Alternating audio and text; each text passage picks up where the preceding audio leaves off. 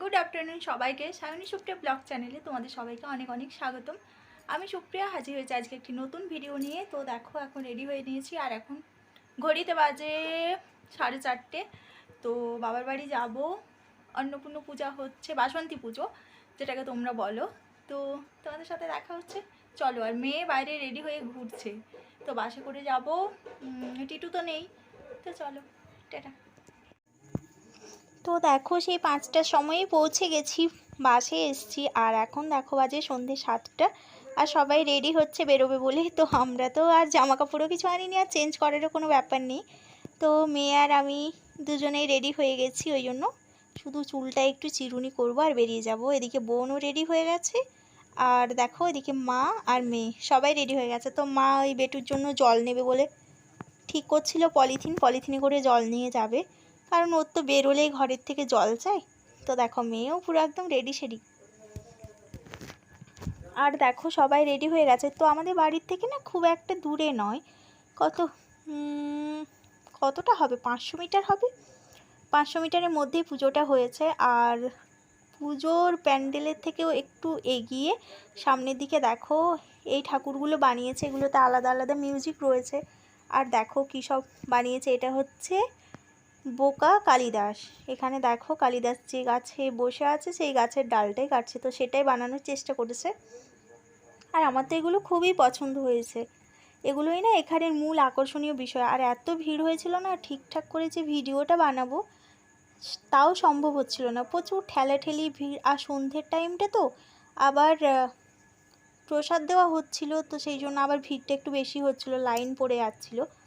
তো আমি যতটা সম্ভব পেরেছি তোমাদেরকে দেখানোর চেষ্টা করছি। এদিকে দেখো পাটা কি সুন্দর দোলনায় দোল দিচ্ছে, আর বেশ ভয়ানক ভয়ানক ওই দাঁত বেরিয়ে আছে, এরম অনেক কিছু বানানো। আর লেখাগুলো দেখো পড়ে, যদি তোমরা বুঝতে পারো। তো আমি চেষ্টা করেছি তোমাদেরকে ভালো করে দেখানো, কিন্তু যতটুকু পেরেছি আর কি। তো দেখো এদিকে দোল খাচ্ছে। আর এটা কি বানিয়েছে ঠিক বোঝা গেল না, আমিও বুঝতে পারছি না।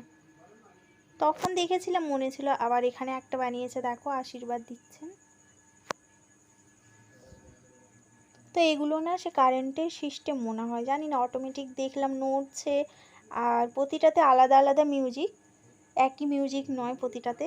তো বেশ গন্ডগোল, অনেক শোর শোনা যাচ্ছিল, আর তোমাদেরকে সেটা শোনাতে পারবো না, কপিরাইট পড়ে যাবে ওই জন্য। তো দেখো যতটুকু দেখেই বুঝতে পারো, শুনলে আরও ভালো বোঝা যেত, কিন্তু কি আর করা যাবে, শোনাতে পারলাম না। এখানে দেখো শ্রমজীবী মানুষদেরকে এরমভাবে শোষণ করছেন, একটা গাছের সঙ্গে বেঁধে দিয়েছেন। আর একজন মহাজন টাইপের, এই দেখো জনতা মূর্তি শিল্পায়ন, তো আর একজন বেত্রাঘাত করে যাচ্ছেন, এটা বানিয়েছে এখানে। আর বেশ সবাই তো আর বুঝতে পারবে না, ওই জন্য লেখাও দিয়ে দিয়েছে, বেশ কাউন্টারের মতো সুন্দর করে সাজানো। এগুলো সত্যিই দেখতে খুবই ভালো লাগে, আর আমি আমার সেই ছোটোবেলার থেকে দেখে আসছি। আবার একটা জিনিস এখানে থাকতো, যেটা এই কয়েক বছর বন্ধ আছে, সেটা হচ্ছে পুষ্প প্রদর্শনী আর সবজি টবজি, এইসব ফল সবজি এগুলোও থাকতো। কিন্তু এই কিছু বছর হলো করোনার পর থেকে না সেটা বন্ধ হয়ে গেছে। আবার যদি নতুন করে শুরু হয় তো ভালোই হবে বলো। আর গ্রামে তো সেরকম আমাদের কিচ্ছু হয় না, তো এই পাড়ার পুজোগুলোই নিজেদের মতো করে যতটা পারে আনন্দ দেওয়ার চেষ্টা করে। এখানে দেখো রাধাকৃষ্ণকে দোল দিচ্ছেন দুই সখী, সেটাই বানানো হয়েছে। আর এখানেও একটা খুব সুন্দর লাউডলি একটা মিউজিক বাজছিল। তো পুরোটা আর একবার তোমাদেরকে দেখাই। দেখো ওই দেখো পিছনে ওইদিকে বাকিগুলো রয়ে গেল, আর এটাই শেষ এখানে। এরপর সোজা চলে যাব। এই দেখো দেখেছো কি সুন্দরভাবে শাড়ি করে সাজানো, মেয়েকে দেখো মায়ের কোলে চেপে আছে, আর ও তো খুবই খুশি হচ্ছে এটা দেখে। আর দেখো রাস্তার সাইডে লাইট দেওয়া আছে পুরো রাস্তাটা সাইড জুড়ে। আর এগুলো তো দোকানপত্র রয়েছে, সেরকম কিছু খাওয়ার দোকান দেখলাম না এসছে বলে। আর আগের আমার একটা ভিডিওতে দেখেছো যে মনোজিৎ কাকুর ছেলে যার ক্যান্সার হয়েছে, তো এখান থেকে যে সমস্ত চাঁদা উঠেছিল তার বেশ অনেকটা টাকায় ওদেরকে দান করা হয়েছে, যাতে বাচ্চাটার চিকিৎসা ভালোভাবে হয়। তো সেই জন্য ক্লাবের সবাইকে অনেক অনেক ধন্যবাদ এত ভালো একটা উদ্যোগ নেওয়ার জন্য। সত্যি এখনও মানে কি বলো তো, এখনও ভালো লোক আছে বলে পৃথিবীটা এখনও চলছে। সত্যি কে না হলে কার জন্য কিছু করে বলো। এখানে একটা ওই চাউমিন এগরোলের দোকান এসেছিলো, কিন্তু যে পরিমাণ ভিড় মনে হচ্ছে না কিনতে পারবো বলে। আর আমরা সবাই এসেছি বাড়ির পাশে, বৌদিরা এসছে, পিসুমণি, মা এসছেন। এখানে দেখো রামের একটা মূর্তি, রাম লক্ষ্মণকে রেখেছেন, হনুমান। তো এখানে একটা আকর্ষণীয় জিনিস আছে যেটা তোমাদেরকে দেখানোর জন্য নিয়ে যাচ্ছে। তো রাস্তাটা আমার খুবই ভালো লেগেছে, বেশ সুন্দর, সাইডে এরকম আলো দেওয়া। তো হেঁটে হেঁটে যাচ্ছে, ওখানে সবাই যাচ্ছে, আর 10 মিনিট অন্তর অন্তর ওটা দেখানো হচ্ছে। কি দেখানো হচ্ছে সেটা তোমাদের জন্য সারপ্রাইজ রইল। তো চলো দেখাই এবার। গিয়ে দেখছি তো বন্ধ হয়ে গেছে। দিয়ে ভাবছিলাম ফিরে চলে আসবো, কিন্তু না, অনেক লোকজন জমা হয়েছিল বলে আবার সেটা চালানো শুরু করেছে। এই দেখো এই রাক্ষসটা দেখেছো? বাচ্চারা কিন্তু দেখলেই ভয় পেয়ে যাবে। শুধু বাচ্চারা কেন, আমিও কিন্তু বেশ ভয় পাচ্ছিলাম। আমি তো দেখিনি, মেয়ে তো অনেক সামনে থেকে দেখছিল মায়ের কোলে চেপে। আমি আবার তাও বললাম যে ওকে সরিয়ে নাও, ভয় পেয়ে যাচ্ছে। এটা না সাংঘাতিক একটা, জানো, কীরমভাবে ইলেকট্রিকের মাধ্যমে করছে, আবার হাঁ করছে, হাতগুলো নাড়ছে। এটা দেখতেও বেশ ভয়ানক। যদিও আমি অনেকটা দূরের থেকে করেছি বলে ঠিকঠাক বোঝা যাচ্ছে না, কিন্তু বেশ ভয়ানক, জানো। দেখেছো হাতগুলো নাড়ছে, আর একটা বিকট আওয়াজ দেওয়া। রাত্রেবেলার না আওয়াজটা শুনলে সত্যি এমনিতেই তো বুকের মধ্যে ভয় সৃষ্টি হয়ে যাবে। তো সেই আওয়াজটা তোমাদেরকে শোনাতে পারলাম না। দেখো সবাই মিলে দেখছে সেটাকে, আর বাচ্চাগুলো তো বেশ মজাই পাচ্ছে না। কিছু কিছু বাচ্চা আবার খুব কান্নাকাটিও করছিল, বলছে ওখানে যাবে না যাবে না। ওই আওয়াজটার জন্য এত ভয়।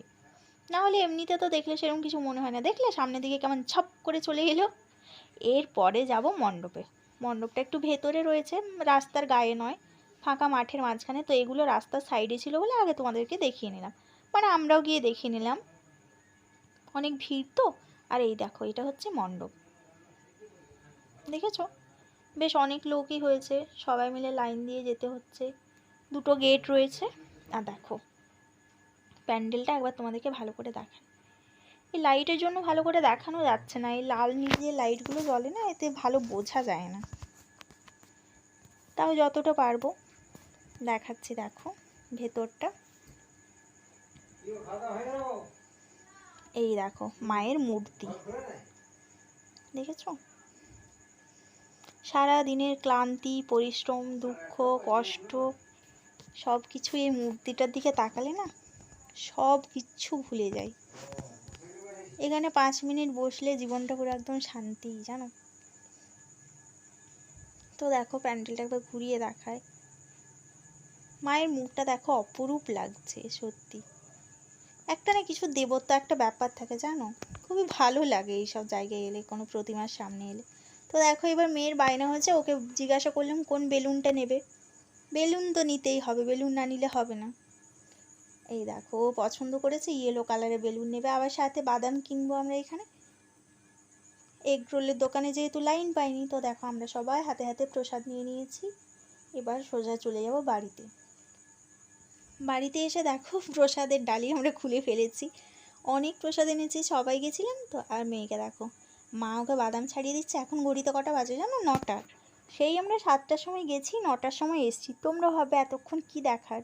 সত্যি অনেক কিছুই দেখার ছিল, দেখেছো। এখন আমরা সবাই প্রসাদ খাবো, তারপর রান্নাবান্না হবে। মেয়ে এদিকে বাদাম